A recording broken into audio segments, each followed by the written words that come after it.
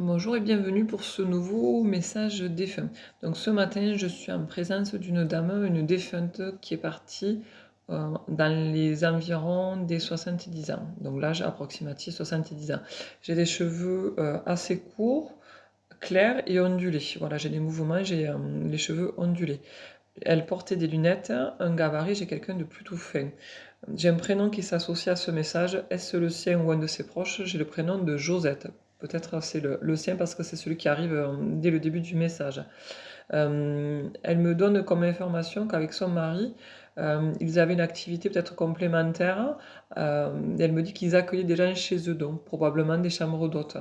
Elle me montre une chambre avec une spécificité, avec un lit, avec le cadre du lit, la structure en fait en acier. Alors je sais pas pourquoi, mais elle me montre ça. Elle me montre également un couvre-lit d'une couleur rose orangé. Voilà.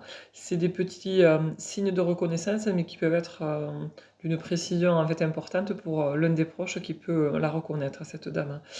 Elle me montre aussi son mari. Elle me montre un monsieur avec de l'embonpoint, avec un petit bidou. Voilà, c'est le petit clin d'œil par rapport à son mari qui est resté, qui est toujours ici-bas. Cette dame, particularité, elle se présente assise.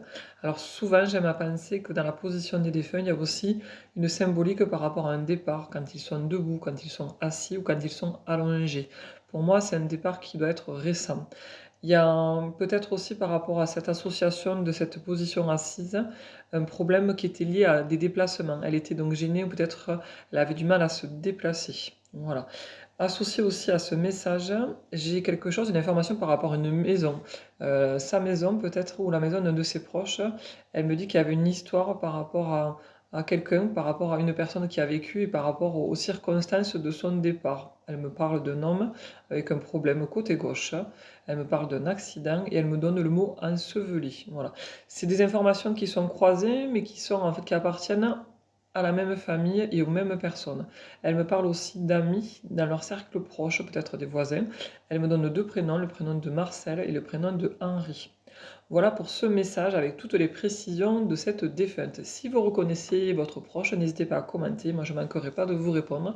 Je vous remercie, puis je vous dis à très bientôt pour un nouveau message défunt. Belle journée, au revoir.